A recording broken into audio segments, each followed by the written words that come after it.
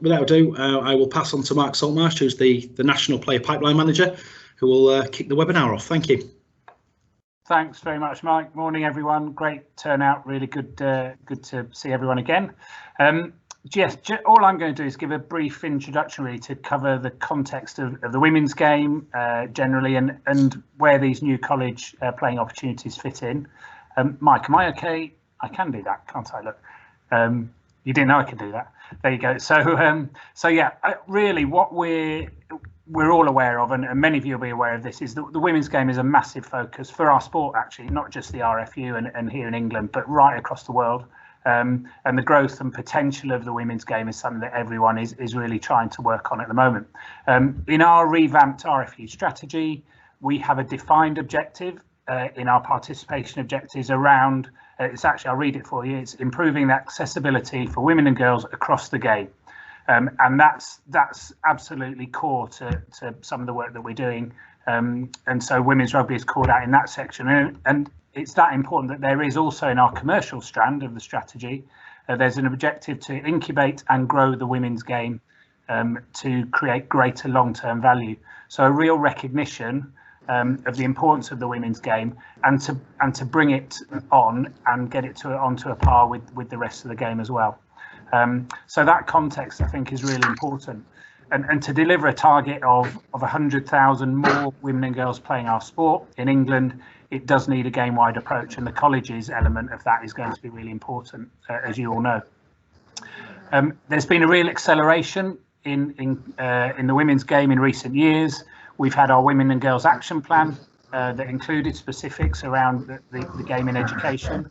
And what we also know is that the workforce of staff, volunteers, everyone that's out there running the women's game is actually different to that in the male game.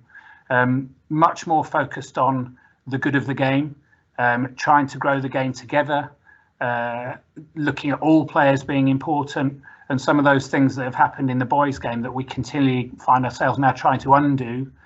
In the women's game, we don't have those problems yet, and probably we've got to be quite careful about those as well. But there's a real chance to harness that philosophy amongst those who are involved in the women's game, of being in it together and provide that support to continue growing it.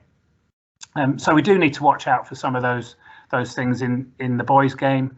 You know, we have challenges with overplaying and underplaying. We have challenges with over competition at times. We have a lack of choice around the formats of the game in the male game.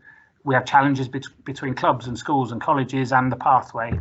And we have had an imbalance really on the focus on the best players rather than the majority of the players as well. So those are our watch outs, and certainly what you'll see in what we're outlining today is we're working really hard in the college game and with what we're proposing in more detail today to actually make sure we don't go down those routes.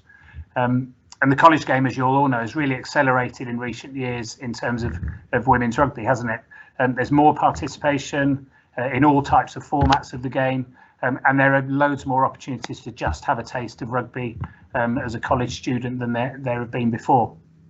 And this development of the competition framework for 2021 onwards is, as Mike talked about earlier, a real joint partnership approach between England Colleges RFU, AoC Sport and the RFU, and we're doing what our objective is. We're helping to provide access to the game for more women in the college landscape.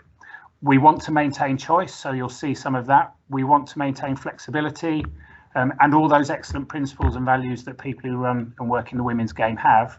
And Pete and Andy will outline in detail the programme, and what you'll see is opportunities right from a girl who wants to start the game, you know, very beginning their rugby journey, right through to those players who are involved in performance rugby as well. And what we've tried to do is calendarise that and align with everything else that's going on outside of colleges. So there's a really sort of integrated and multi-level approach to it. Massively exciting.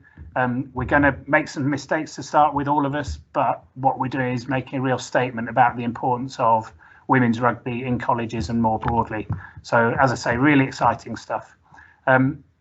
While we're careful not to over focus on those top players, it is important that we do align, and so I'm going to hand over to James Cooper now, who will introduce him and himself and his role, who will talk about how we've tried to make sure that we are aligned to the pathway, what that pathway is for girls who are involved in colleges. So I'll hand over to you, James, who can help show a little bit more how everything's integrated.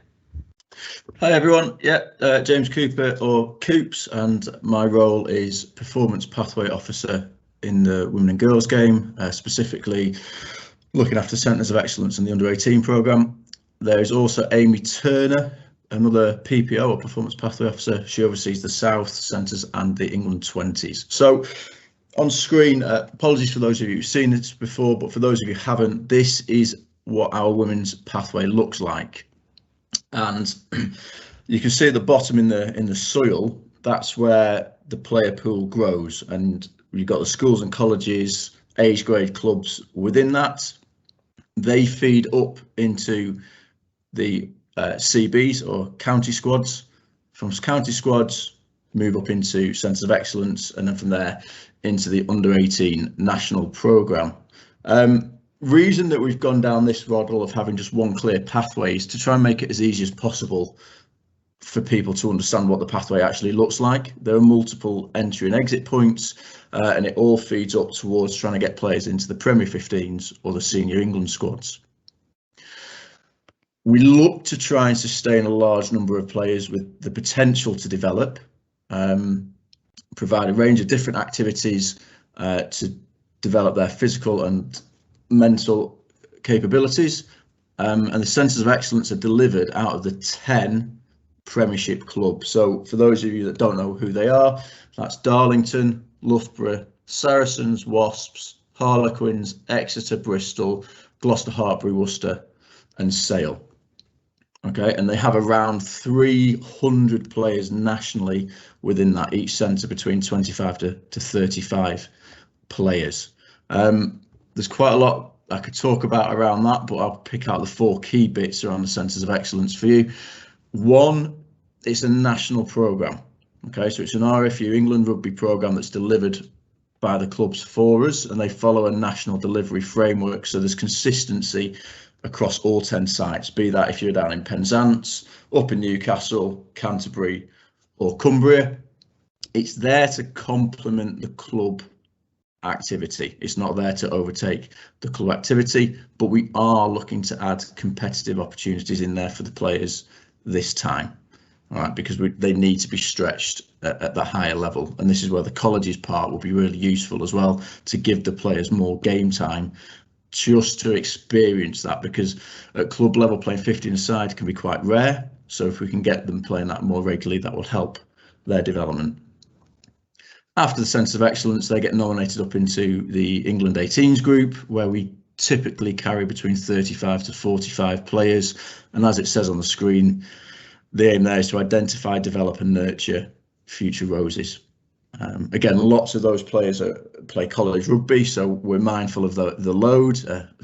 Mark touched on load management. We had a couple of players tell us this weekend that they've played 3 matches plus training in a 7-day period. Which, to be frank, is ridiculous. I nearly swore there, but I remembered we were recording. It's absolutely bonkers that's happened. So having this aligned colleges calendar to our pathway is really, really useful. Thank you. I can't remember who I'm passing over to. It's okay. So Pete, it's over to you just to give us the background and the how and the why and how we've started. Good morning. I'm Peter Chapman and I'm the Operations Committee Chair on the England Colleges RFU. I just thought it'd be worth sharing with you and relevant to share with you the ECRFU vision, which is coming into place for 21 through to 25.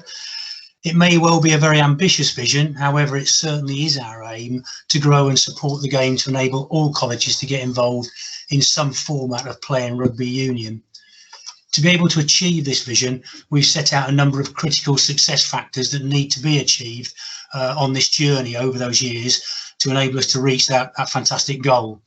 And clearly one key critical success factor for our ECRFU and the RFU is to increase the number of learners in colleges playing the game of rugby union, and this is across both the male and the female game. Focusing on this, ECRFU and the RFU, working with AoC Sport as a competitions provider, we have created a series of organised playing opportunities that provide both 15-a-side games as well as development festivals to help grow the game within the college sector. So looking in more depth at this particular provision, the playing calendar, which Andy will share with you in a few moments, includes performance levels of 15s, progression, development, festivals and 7s, all been developed to link with the provision that is coming through the Centres of Excellence and the TDG programme that's just been outlined a little bit by James a moment ago. So supporting these players and hopefully overcoming that issue that was highlighted there about the overplaying systems, and also addressing hopefully the point that Mark was raising about the underplaying of some other players. When we start to look at the programme itself for 21-22, and this is really getting things going, is when we look at the performance 15s, this is aimed at colleges and schools who have an under 18 competitive programme and wish to play other institutions at a 15-a-side game. And by signing up for this, you'll be expressing a keen interest in playing within such a game. Key thing is this programme's on a friendly basis with no specific league structure, and therefore is aimed to encourage the development of the 15-a-side game nationally. And it will be the aim at the end of that season to have a showcase women's 15-a-side game. And that 15-a-side showcase is scheduled for around Wednesday, 23rd of March in 2022. Once entries are in for this 15s, then we'll look at the geographical spread of that and we can assess the actual programme, and then we can start to circulate the fixtures, etc. And AoC Sport will be looking after that side of it for us. When we look at the festivals we run more on a series of Wednesdays, and over the programme of the actual calendar, there's a series of 6 festivals throughout the season, allowing good periods in between each of those festivals for the colleges to go back and actually do the coaching sessions with those young people and develop their skills. It might be you want to develop more friendlies in those gaps as well. The festivals will allow you to develop your players and offer them the opportunity of competition in what is a friendly environment where the outcome is purely focused on developing young players rather than actually on a result. The festivals can be operated in various of guises, 7s, 10s, 12s, whatever's appropriate, and can even bring along a few girls and create a barbarians group if possible on the particular day. And the key focus and key aspect is development. Now, for both of those, the performance 15s and the festivals, there is no entry fee. It's a case of, and Andy will explain the system in a moment, of going onto the AoC Sport Nakoda system and registering you want to be involved in these programs. And then there's also going to be the 7s competitions, which AoC Sport have run in the past and will continue to do so with their usual fee. And that has a nice final system all lined up for Wednesday, 27th of April. But again, Andy will pick up that point in a moment. With regards to membership, ECRFU membership, when you enter any of these competitions, you'll automatically be registered for membership with ECRFU and gain the benefits that go along with that membership, such as regular half-termly memos that come out and access to other sort of systems that are available to you through ECRFU. And the membership is free, so don't worry, there's no payment there at all, anything of that nature. So at this point, if I hand over to Andy Farowski from AoC Sport, Andy can give you an overview of the calendar for the playing season and how to actually register your college or school on being able to take part in these programmes. Many thanks indeed. Thanks, Pete. Hello, everyone. Andy Perlieski, Competitions Manager at AoC Sport. Appreciate that the slide is quite small, but that just gives you a flavour for the way in which we've set up the calendar for the coming year.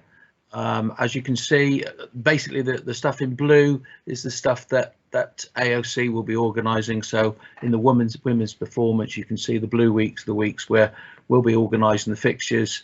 The yellow weeks are those activities which are going to be delivered by the RFU.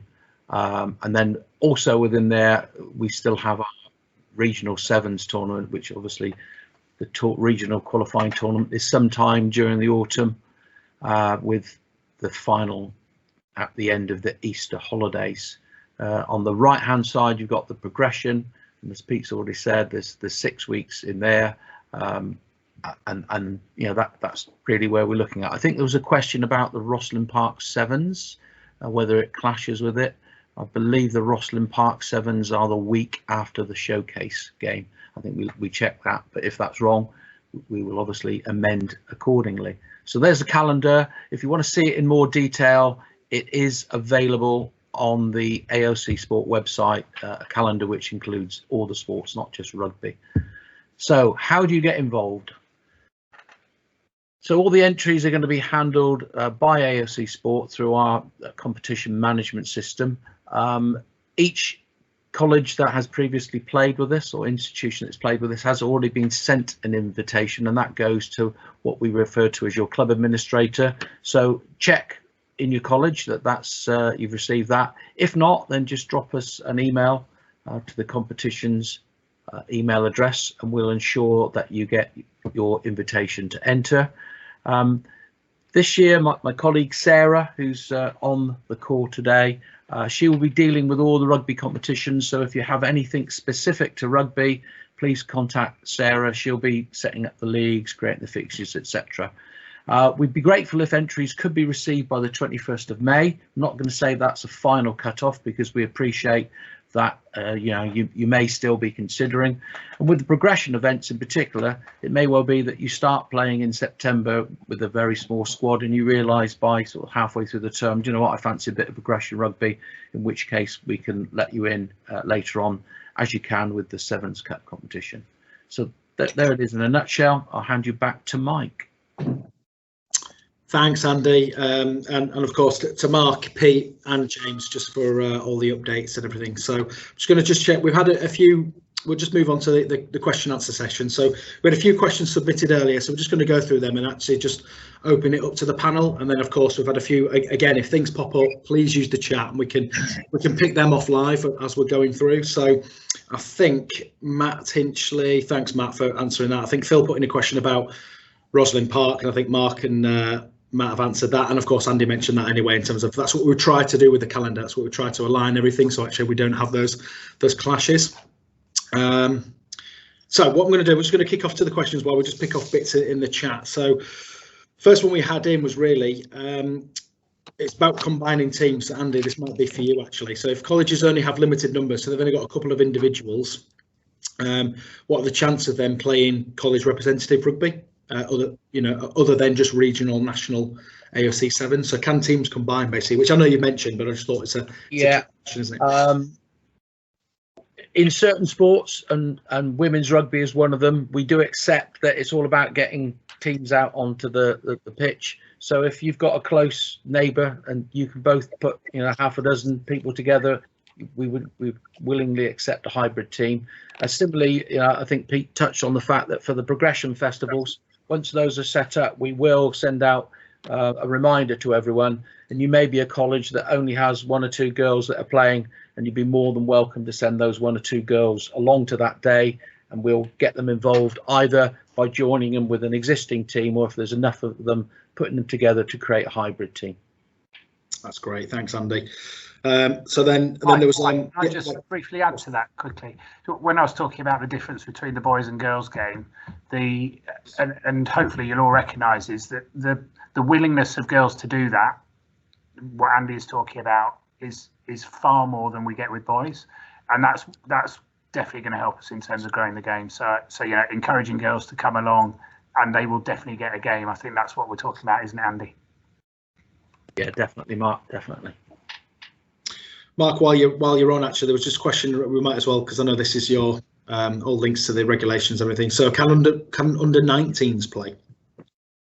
Yeah, so the regulations around under 18s and under 19s playing together, we've slightly changed those for next season in an attempt to try and make sure that we don't miss out on groups. So that the RFU regulation has changed, that enables an under 18 and under 19 group to play together.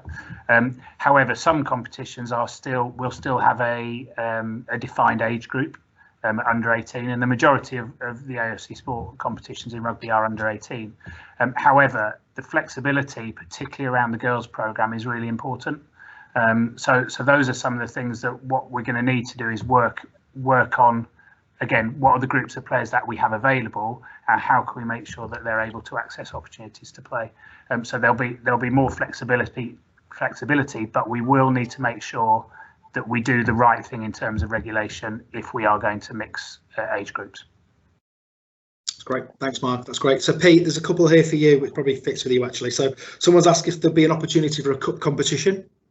And then it leads into actually around the whole festival approach, really. So I know you mentioned this in your update, Pete, but it was actually, can female groups of girls who haven't played before or new to the game, is there any new opportunities for them to get involved in the festival approach? Picking up the first point you asked there about the cup. So with regards to the cup, this particular season, we're looking at just trying to get some competitive 15s off the ground in a structured format. So therefore, we would obviously be reviewing during the season how everything's going that we've talked about and how the calendar's working, how the fixtures are going, both with the festivals and the 15s, with planning for 22, and then seeing what might be appropriate at that particular time. But at this moment, the provision for 21-22 is as has been presented today, and therefore there is no out-and-out cup competition there at this moment in time. Regarding the progression festivals, I think possibly that question's been answered by Andy at this moment in time and by Mark, in that we'd encourage colleges that have got small numbers to get involved. And I know in the southwest, in particular, one area where 2 or 3 colleges got together and they put a barbarian side together into one of the little festivals that were taking place, and about coming along to those. So registering interest and letting Sarah know the situation, and then coming along and actually joining in with other teams on the day. And that's what has happened on previous festivals. And I think that's the proposal, Andy, isn't it? Yeah, most definitely, Pete. We basically want it'd be great if every college could send at least one student. You'll get some colleges with teams, but it's just about growing the game. We know, don't we, from other sports, if you get 2 or 3 girls who have a great experience at a festival, they'll go back and talk about it, and next year you'll probably have 6 or 7 girls, and over 2 or 3 years that you'd hope that you get aside. We've definitely seen that in other sports with the same model. Mike, can I just add to the question about the cup? And again, many of you will recognise this. We have to be really careful about how competitive this is. Remember, our prime focus here is around participation, inclusion, accessibility for women to try the game. But yes, we want them to excel as well. So the balance is really important. And we do know, everyone knows this, that as soon as the result has something on it, of any game of rugby, the behaviour changes, and that's the behaviour of the players, the coaches, the challenge to the referee, the spectators. Everything changes, and doesn't change in a way that particularly chimes with what we're trying to do here. So as Pete says, we'll review what happens this year and look at, do we have a cup competition or something like that. But it's really important to us that we find the balance, and the balance is on the side of maximising inclusion and participation. That will always be what we're looking to do. Mark, can I just come in quickly and just support you on that? I think if we could just share with everybody, the key phrase for us here is to grow the game, and it's really about participation rather than looking at winners of anything at this moment in time. Yeah, 100%. Thanks, Pete. Thanks, Mark. Coops, one for you, really. I would say, or bring in Mark if need be or anything. So the plans around alignment of the DICE programme and the future club under 18 competition to aid player development towards Premier 15s. Sorry, can you just re-ask that? Because I'm not sure what it's. So what is the plans around alignment of DICE colleges to the future, linked to the future under 18 competition to aid player development? I'm sorry, I might be having a brain fart here, but I don't understand what the question's asking. I'll try on that, James. I mean, one of the keys here is that DICE in the girls' game is linked to the Centre of Excellence programme that James outlined. Yeah. So that is the pathway. We're making sure that DICE is absolutely part of the pathway. It doesn't sit on its own. And our DICE centres are linked to our Centre of Excellence centres, and that will continue to be the case. So it is, as we said earlier, it's very much an integrated programme, isn't it, James? And the playing programme for a DICE student might be during the week with their college, but because we've done the calendar as we've done it, that then does directly link in with what they do in their Centre of Excellence as well. Yeah, so if they're a college that's playing, they'll play Wednesday, but then we're also looking at putting in the 5 competitive opportunities through the season for the centres of excellence, which those players will jump into. From there, they've also got all that, like I said, they've also got their club training as well that they do on top of that, and their club matches as well. And we'd be really keen to see those colleges who are running women's dice as part of that Performance 15s programme that Pete and Andy have outlined. That's where we'd want to see them if they're ready to. Some are in more of a development stage than others. Great, thanks guys. Fantastic. So I'll just jump into the chat bit because Rob put in that around the sevens. So are all sevens competitions being managed by AoC Sport? And I know Rob, you put in a question around your role coordinating competitions. So is there any future plans for cross-border competition involving Welsh colleges? So Andy, are you able to pick both of them up? Yes, certainly. So the entry form goes to all Welsh colleges so that they can enter everything. We have a good relationship with Welsh colleges and Rob, and so yes, there will be some cross-border. We manage the sevens competition. We've done it for several years, and depending on entries, sometimes the Welsh colleges come across the border and play in and around the sort of Bristol area. So yes, there is plan. In terms of the performance stuff, I think we're definitely going to welcome Welsh teams into the performance setup, where they could offer some good competitions for the sides. In the men's side, which I know we're not on a men's one today, but I think it relates to that, we'll be looking to see how we can involve the Welsh colleges in the stuff that we're doing after Christmas, the conference. Obviously they're going to be entering the Premier, I assume, as they have in previous years, and regional leagues.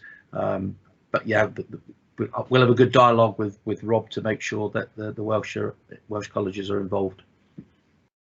It's fab. Thanks, Andy. I hope that answers that, Rob. Anyway, I know you had a couple of bits in there. So the other bits, looks like Mark's answered. So Amy's mentioned around, is there provision and funding for people to come in and deliver some taster sessions?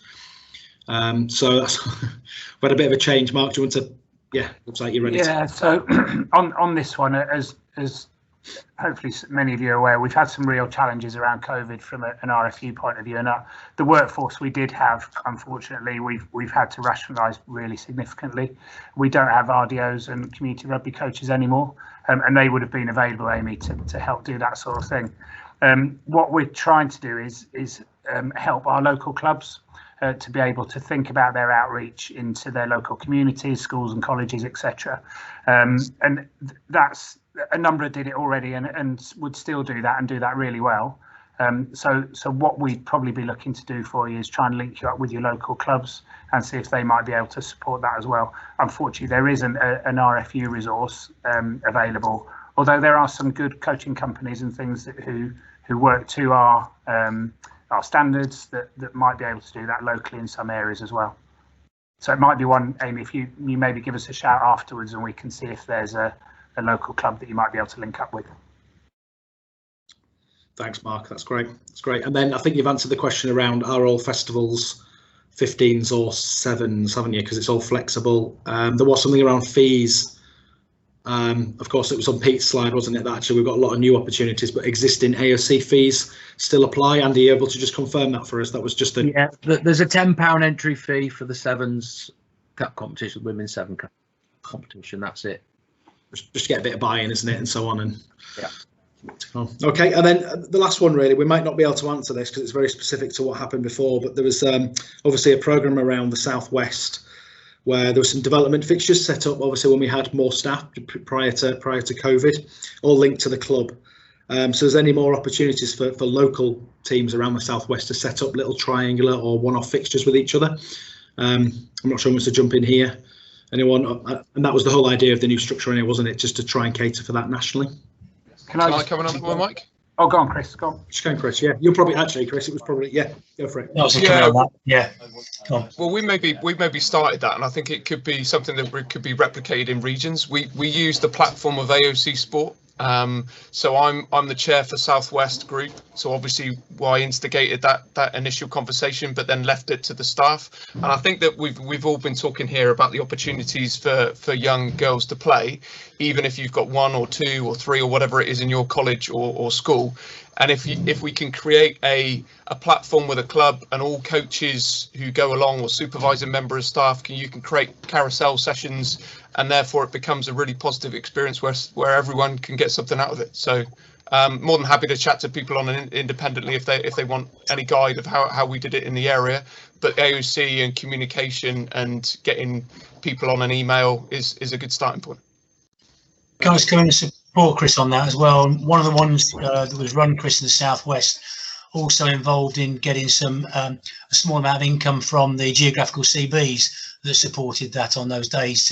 On one of the ones you held at a rugby club, where you had coaches come in and then they had sort of a round robin afterwards as well. So development sessions can be run in that nature, and really it's groups of colleges then talking to their geographical CB to see if they've got any monies that might support such a day.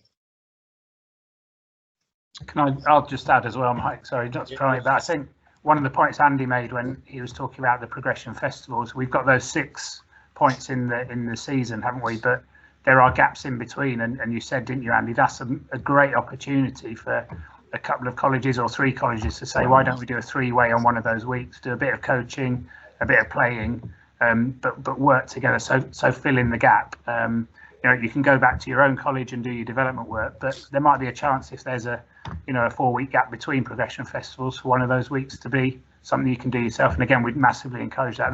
The progression festivals are not only to go and play, they're to make some networking contacts and things like that, aren't they, to see who else fancies a game or coming together to do some training. Yeah, and if there's interest, we can broker those friendlies for people. An interest that comes out of the progression festival, we can certainly link time together if they want to do some 12s or 15s or 20s. Great, bear with me. Thanks, Andy. Just could mute off, guys, just while we're. Thank you, appreciate that. No, that's great. That's great. And I mean, I think you've answered the other couple of questions in there. There was a lot around what we're looking to do to plan and support the growth of playing opportunities. So I think we've covered that.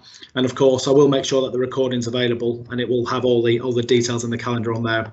Anyway, there was a good question in there around actually taster sessions again, and it links to contacts. So of course, Wally mentioned that actually he's happy to reach out to people, and someone's asked around actually could we get a database, a contacts database together so we can actually support that. And Andy's mentioned already that actually they're happy to facilitate those playing opportunities. I could probably just say at the moment we're actually in the process of just arranging a data sharing agreement, aren't we, Andy? That actually we can actually look to actually share our resource and then actually look to enhance our whole communication methods anyway. So I hope that helps with that.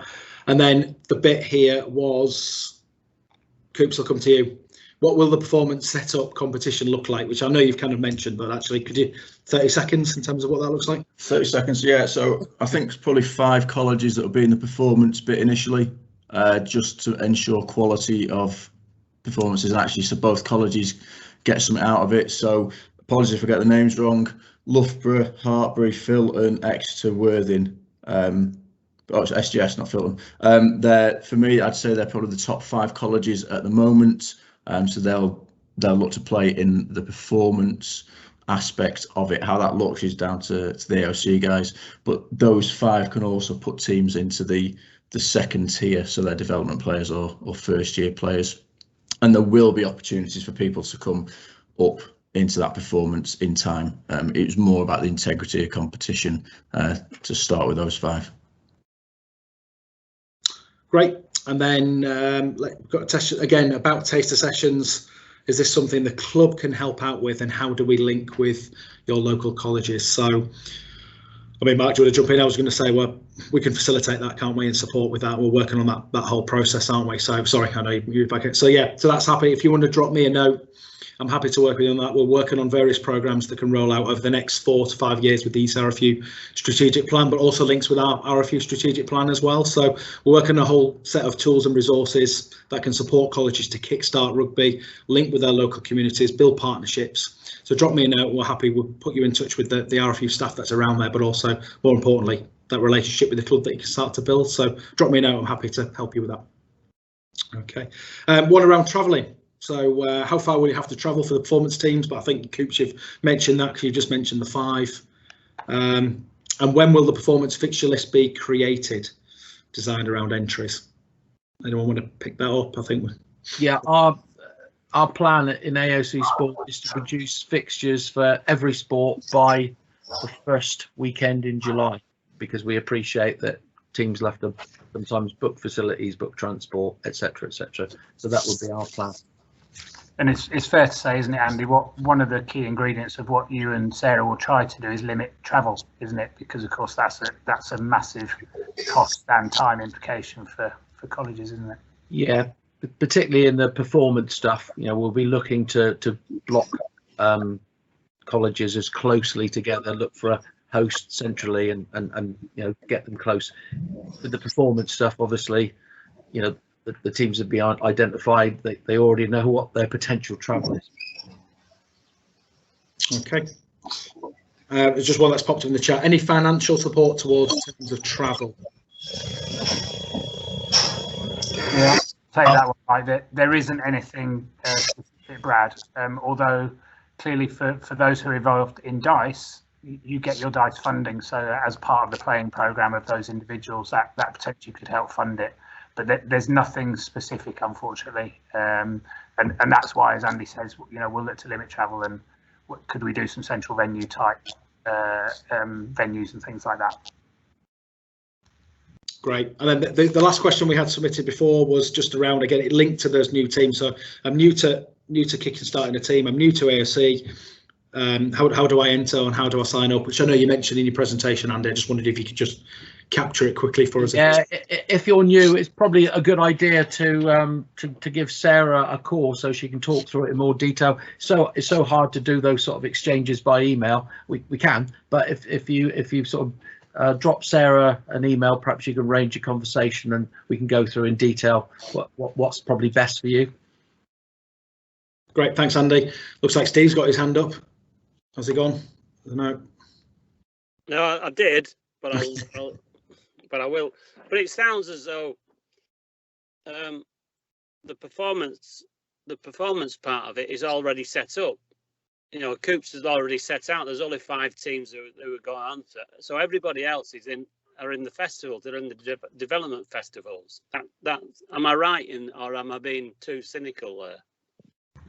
I think what we'd want to say there, Steve, is if you have an interest in playing girls' performance rugby, still enter, because as Andy said, what we'll do is we'll look at all the entries, and we might tier it.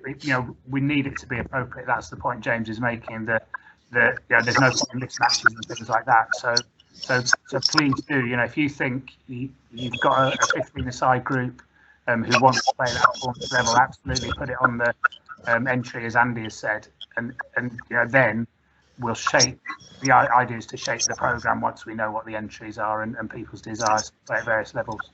Yeah, the problem is that we don't exactly know who's going to come in next year, so we won't know that by the time of 21st of May. So because not everybody will have got their results and they'll not know what college they're going to do. So in practice, we're going to be looking at development festivals, and then hopefully, if we do have the numbers, that we might be able to have some development or Steve, second tier 15-a-side games. Steve, that's why we went with the top 5 initially, because we don't know what people can have, so we had to go off tradition, and traditionally those top 5 are the top 5, and others have sort of dipped in and out of it. But getting scores that are 60+0 isn't good for either side, so that's why there's top 5 for now in the performance, and then as teams develop they can jump up into that afterwards, because otherwise getting spanked each week ain't good for anyone. But if we get a good entry into the performance level from teams that haven't been identified, the aim would then be for us to look at those on an individual basis, feed them into the progression festivals, and then make the contacts to say, we've got 15, we've got 12. So really, it's going to be a really flexible approach in that. And obviously, we appreciate this year probably more so than ever colleges may not be 100% sure of the students they've got. They won't know till September. So we recognise that this year is going to be a really flexible year, and it's all about us trying to maximise the playing opportunities for the girls in the colleges, however that works for the college. Thanks, Andy. Thanks, Mark. Thanks, Steve, for your question, and Coops for stepping in. I hope that's answered it anyway. I mean, for me, there's nothing else in the chat there. We've covered all the questions that were submitted before. So unless anything comes in there, what we'll probably look to do is just start to wrap up, unless anyone's got anything else they want to put in the chat for us. We are coming up to time anyway, which is perfect.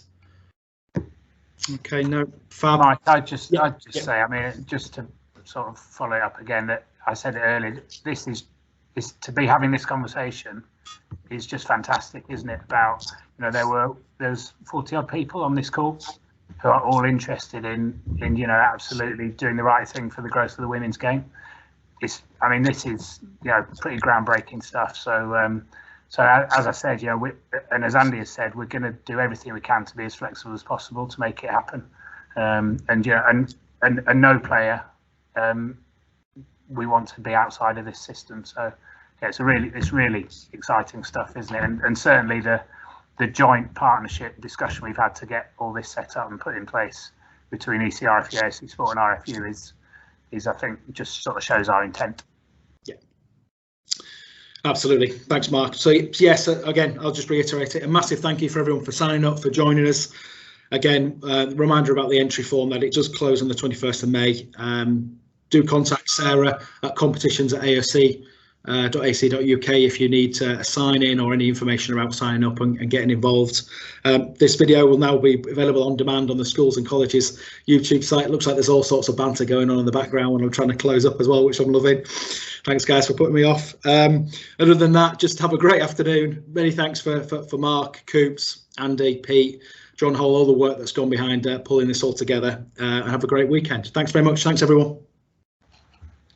Cheers, guys. Cheers, Mike. Thanks, everyone.